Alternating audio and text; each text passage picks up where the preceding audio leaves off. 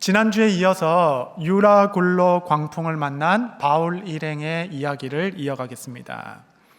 인생에 있어서 예측 불가능하고 사건과 위기는 누구에게나 찾아옵니다. 세상은 지금 광풍에 휩쓸려 있는 듯합니다. 폭풍이 일어나면 앞이 안 보이죠. 모든 시야를 가려 한 치 앞도 보지 못하게 하게 합니다. 태풍은 통제력이라는 우상을 다 깨트려 버립니다. 사람들이 가장 흔하게 가진 위험한 착각은 자신이 모든 상황을 통제하고 있다라는 생각일 것입니다. 우리 몸의 건강만 해도 그러합니다. 사실 우리는 생명에 그다지 결정적이지 않은 몇 가지만 통제할 수 있는 것이에요.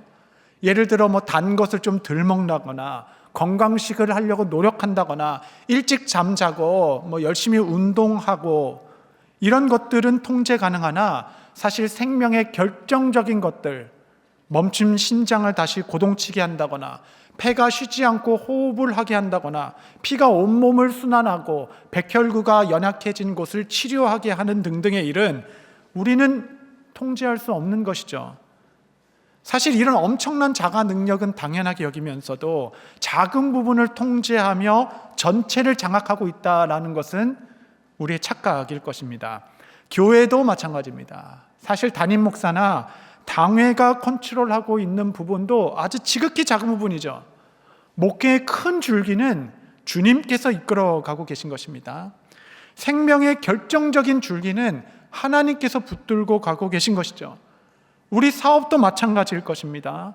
자녀 양육도 마찬가지죠. 우리 인생의 길도 그러하다 하겠습니다. 그러므로 여러분, 나는 건강해서 이때까지 감기 한번 안 걸렸다. 여러분 그런 말씀하지 마십시오. 정말 광풍은 어느새 불어닥치어 우리 모든 것을 바꿔놓기 일수입니다. 그래서 우리 인생길에서 가장 선택할 수 있는 높은 지혜와 최고의 전략은 바로 항복입니다. 항복. 하나님께 대하여 전적 위탁. 이상하게 움켜쥘 때보다 내려놓을 때 힘이 생기는 것입니다. 힘이란 내 손으로 통제하려고 할 때가 아니라 우리의 중심을 하나님께 오롯이 맡겨 드릴 때 생기게 됩니다. 우리 인생길은 결코 알고 걷는 길이 아닙니다. 믿고 가는 여정이죠. 우리는 통제력으로 사는 자들이 아닙니다. 바로 믿음으로 사는 자들일 것입니다. 하나님은 때론 풍랑을 일으키기도 하시고 그 풍랑 중에 그의 백성들을 건져내시기도 하십니다. 하나님께서는 때론 모든 것을 뒤흔들어 놓으십니다. 이유는 단 하나예요. 흔들려서 흔들리는 것 붙잡지 말고 천하가 흔들려도 흔들리지 아니한 그거 하나 붙들고 살라.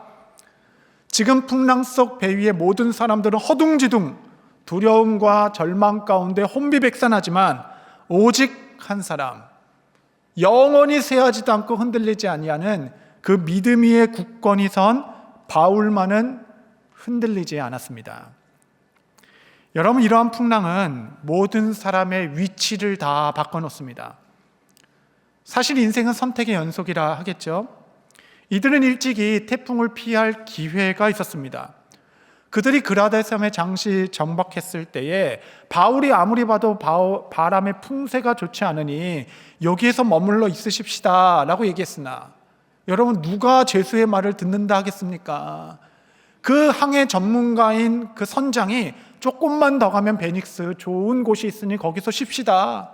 훨씬 더 편리할 것도 같고 마침 남풍도 선선하게 불고 또 전문가가 그렇게 얘기하니까 여론이 그렇게 쏠려 여러분 떠나다 이 광풍을 맞이한 것 아니겠습니까? 그러나 정작 광풍이 불어닥치기 시작하니 전문가의 지식이 다 무용지물이 되는 겁니다. 그 선주의 말 아무 영향력이 없습니다. 거긴 로마 백부장 율리오라는 사람이 타고 있었어요. 그가 평소에는 자신이 권력자인 양 모두를 통제하고 있다 의기양양했을지 모르겠지만 폭풍이 불어닥칠 때 그가 제일 먼저 했던 것은 무거운 갑옷을 벗어 바다에 던지는 일이었을 것입니다.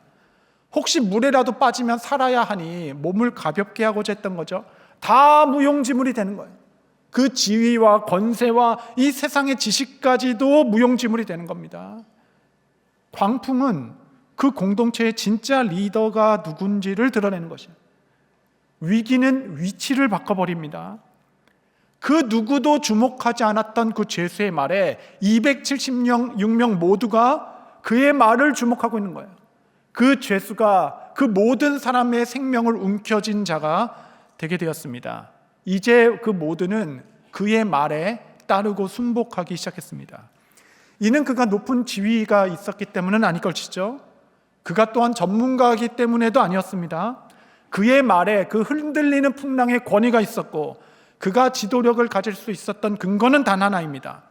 그 근거는 그는 지난밤 하나님의 말씀을 받은 자, 너는 안심하라, 너는 가이사 앞에 서겠고 그 누구의 생명도 잃게 되지 않을 것이며 오직 잃는 것은 배뿐이라. 그는 지난밤 말씀을 받은 자일 뿐만 아니라 나는 내게 말씀하신 그대로 되리라고 내 하나님을 믿노라, 그 말씀을 믿는 자였습니다. 위기의 파도가 올 때 하나님께서 믿음의 사람들을 더 높은 곳으로 다니게 하시는 분이십니다. 다 내려갈 때 상승하는 사람들이 드러나기 시작합니다. 그 사람들은 말씀의 사람일 것입니다. 왜냐하면 말씀은 천하 모든 것이 흔들린다 하더라도 결코 흔들리지 않는 든든한 반석이요 모든 것이 쇠하고 약해질지라도 영원히 쇠하지 아니한 미쁘신 하나님의 약속이기 때문에 그렇습니다. 파손된 배 위에서도 흔들리지 않는 사람이 나오기 시작하는 것이에요. 그런 자의 말은 지도력을 갖게 될 것입니다. 여러분, 위기가 꼭 모든 사람을 불행하게 만드는 것은 아닙니다. 여러분, 위기는 그 좀처럼 보이지 않는 기도의 사람, 말씀의 사람의 존재감을 드러나게 하는 것이에요. 그러므로 여러분, 풍랑 중에 다시 한번 하나님만 바라보시기를 바랍니다. 그분의 약속을 굳건히 붙드십시오. 여러분, 삶의 광풍이 결코 여러분의 인생까지 결정하지는 못할 것입니다. 가시채를 붙들고 계신 분을 바라봐야 합니다. 그분이 풍랑의 방향을 정하시고 뱃머리를 붙들고 계시기 때문에 그러할 것입니다. 그분을 바라보는 자는 지도력을 갖게 될 것입니다. 그렇다면 이 지도력은 도대체 무슨 권위인가? 사실 이 와중에 누가 리더이냐가 뭐가 그렇게 중요하겠습니까? 이 자리 아무것도 아닙니다. 광풍이 끝나면 그는 다시 죄수의 신분으로 돌아갔어야 할 것입니다. 위기 속에 바울이 지도력을 발휘하게 할 수 있었던 이유는 단 하나입니다. 그에게 권위를 주신 이유는 단 하나일 것이에요. 그 이유는 배 위에 276명의 생명을 그에게 맡기시려고. 여러분, 이게 놀라운 것입니다. 이게 우리의 가슴을 다시 뛰게 하는 것입니다. 24절 한번 다 같이 읽겠습니다. 시작. 바울아, 두려워하지 말라. 또 하나님께서 너와 함께 항해하는 자를 다 내게 주셨다 하였으니. 잠깐 보시면 왜 이렇게 한글 번역은 재미없게 번역을 해놓는가? 재미가 없다, 감동이 없잖아요. 내려주시고, 지난 사자가 와서 두려워 말라 이렇게 얘기했어요. 이 모든 자를 내게 주겠다, 두 문장을 얘기했는데 사실은 한글 성경이 번역하지 않은 단어가 하나 있습니다. 영어 성경은 다 번역했어요. 이 결정적인 단어를 왜 뺐는지 저는 모르겠습니다. 그 단어는 헬라어로 이두입니다. 영어로는 behold, 한국말은 보라. 이 사이에 감탄사가 하나 들어가 있어요. 너가 안심하라 말씀한 이유로 메신저였죠. 천사는 말씀을 전하다가 갑자기 보라, 그가 감탄하기 시작한 것이에요. 276명의 모든 생명을 너에게 맡기셨도다, 이렇게 얘기한 겁니다. 여러분, 신구약 모든 성경에서 주목할 만한 사건, 놀라운 일이 있을 때 언제나 이 감탄사가 등장했어요. Behold, 이렇게 얘기한 거죠. 보라. 대표적인 사건이 천사가 이렇게 말씀을 전하다가 보라, 처녀가 잉태하여 아들을 낳으리니 그 이름을 임마누엘이라 하라. 깜짝 놀란 겁니다. 세상에, 처녀가 잉태하여 구주가 나셨도다. 이 정도 사건에 나오는 것이 이두입니다. 보라. 천사가 바울에게 하나님의 말씀을 이렇게 안심하라 전하면서 중간에 깜짝 놀는 것이에요. 와, 대단하구나. 보라, 276명의 모든 생명을 너에게 맡기셨도다. 이 말씀을 전하는 그 감동이 여러분 이제는 조금 느껴지시죠? 그래서 목사가 있는 겁니다. 요거 하라고. 천하보다 귀한 영혼을 그 종에게 맡기셨도다. 여러분 이 영광을 보십시오. 찬송가에 보면 이런 가사가 있습니다. 주에게 부탁하신 일 천사도 흠모하겠네. 화목해 하라신 구주의 말씀을 온 세상 널리 전하세요. 여러분 이 세상에는 천사도 흠모할 만한 일이 있다라고 하는 겁니다. 그것은 생명을 살리는 일일 것입니다. 주께서 그의 귀중한 영혼을 맡겨주시는 위임일 것이에요.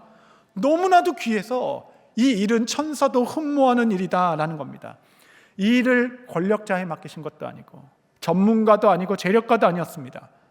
바울은 이미 노쇠하였고 병약해진 노인이었습니다. 그럼에도 주께서 그 종을 신뢰하사 그 영혼도를 맡기신 이유는 딱 하나였어요.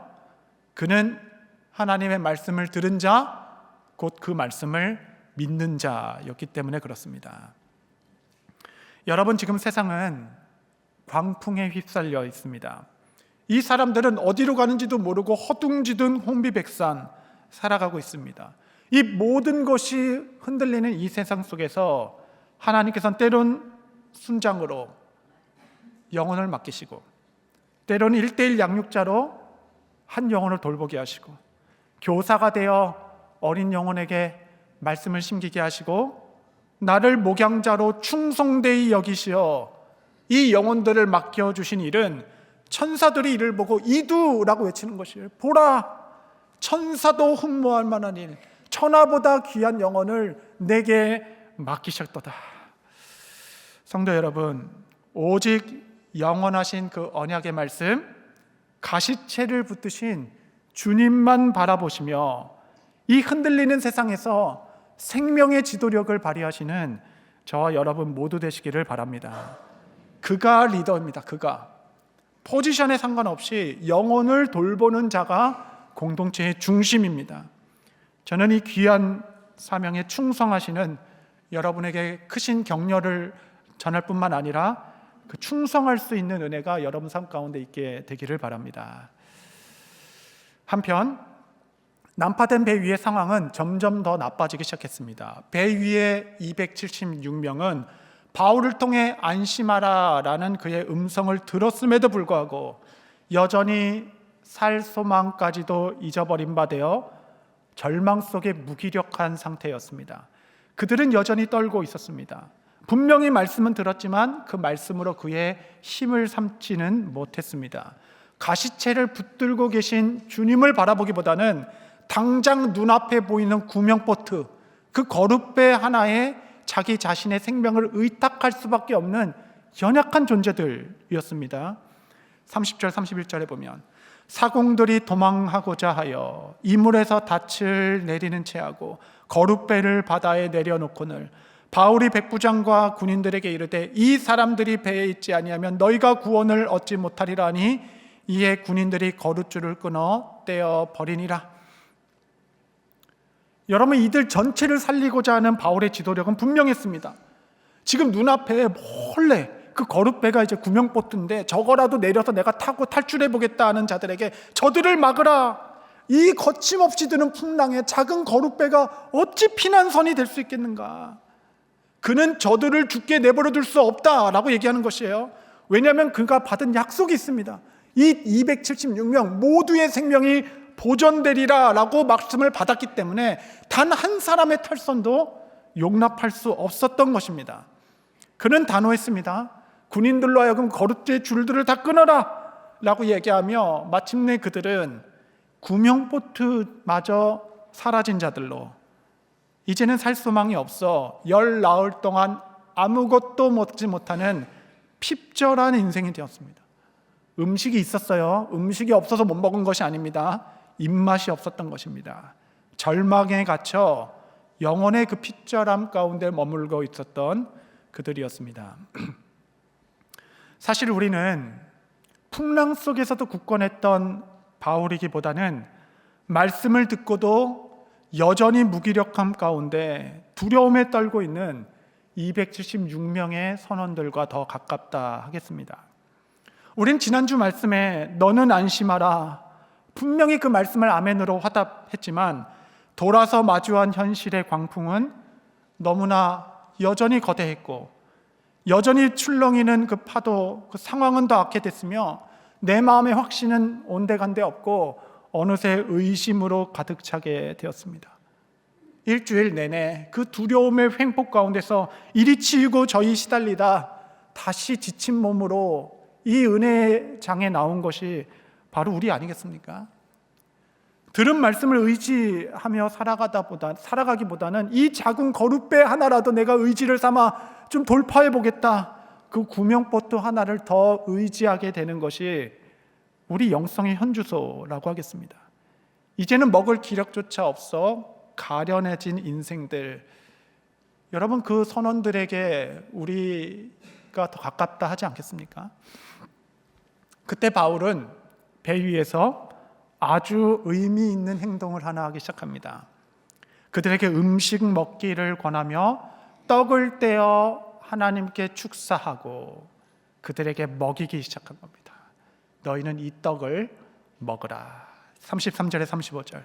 날이 새어가매 바울이 여러 사람에게 음식 먹기를 권하여 이르되 너희가 기다리며 먹지 못하고 줄인 지가 오늘까지 열 나흘인즉 음식 먹기를 권하노니 이것이 너희의 구원을 위하는 것이요 너희 중 머리카락 하나도 잃을 자가 없으리라 하고 떡을 가져다가 모든 사람 앞에서 하나님께 축사하고 떼어 먹이기를 시작하매.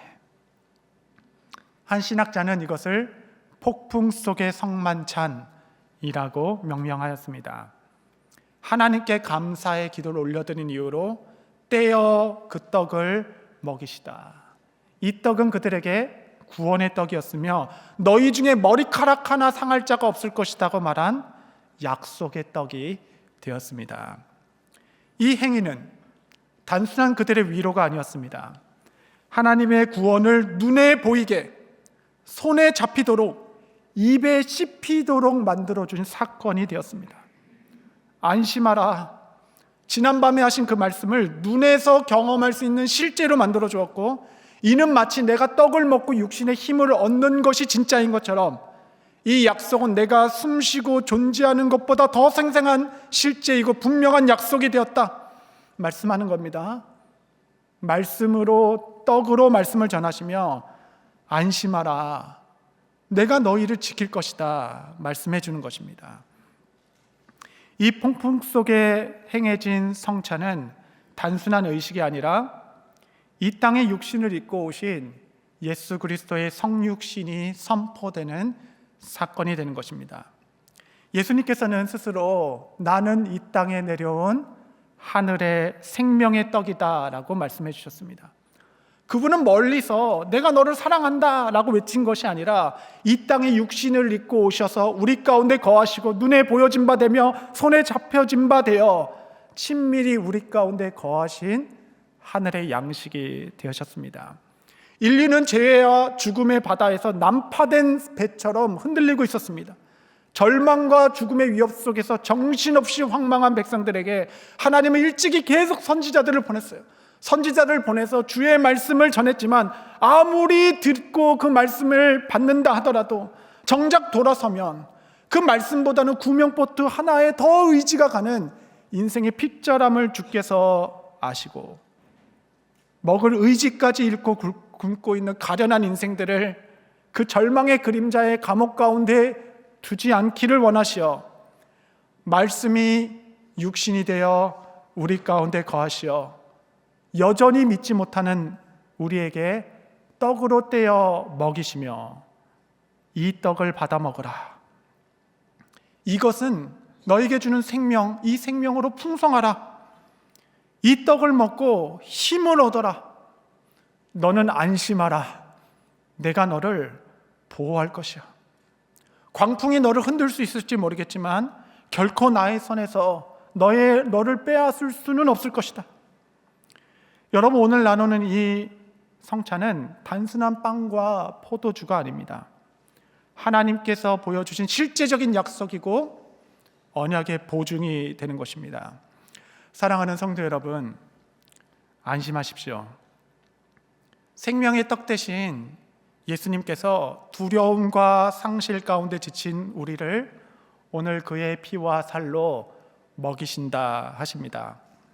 성찬은 마치 내가 너를 사랑하는 것과 내가 너를 이렇게 사랑하는 것과 너가 세상에서 고난당하는 것 중에 뭐가 더 크냐라고 물으시는 것 같아요. 내가 이처럼 너를 사랑하였다. 너는 이 사랑 안에서 안식하라 라고 말씀해 주십니다. 성찬은 설교를 듣는 것과 성경을 보는 것과는 또 다른 것입니다.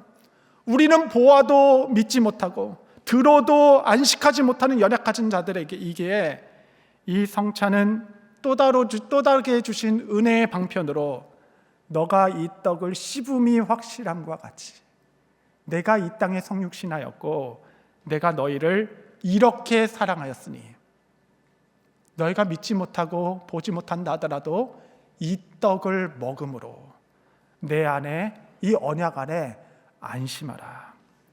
여러분, 이런 높은 지혜가 어디 있단 말이겠습니까? 여러분, 이보다 더 큰 사랑이 도무지 어디 있겠습니까? 주께서는 십자가에서 그의 살과 피를 생명을 내어주시며 빵으로 떼어 먹이시고 이것은 너희를 위한 나의 몸이니 이 떡을 먹음으로 안심하라 말씀하십니다. 이 떡을 대함으로 그의 생명이 우리의 생명이 되었습니다. 그의 사랑이 우리의 소망이 되었으며 그의 구원이 우리의 힘이 되었습니다.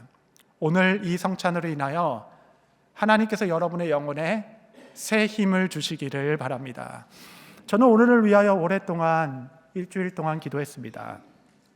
지난밤 주께서 이 종에게 하신 말씀 그대로 두려워하지 말라.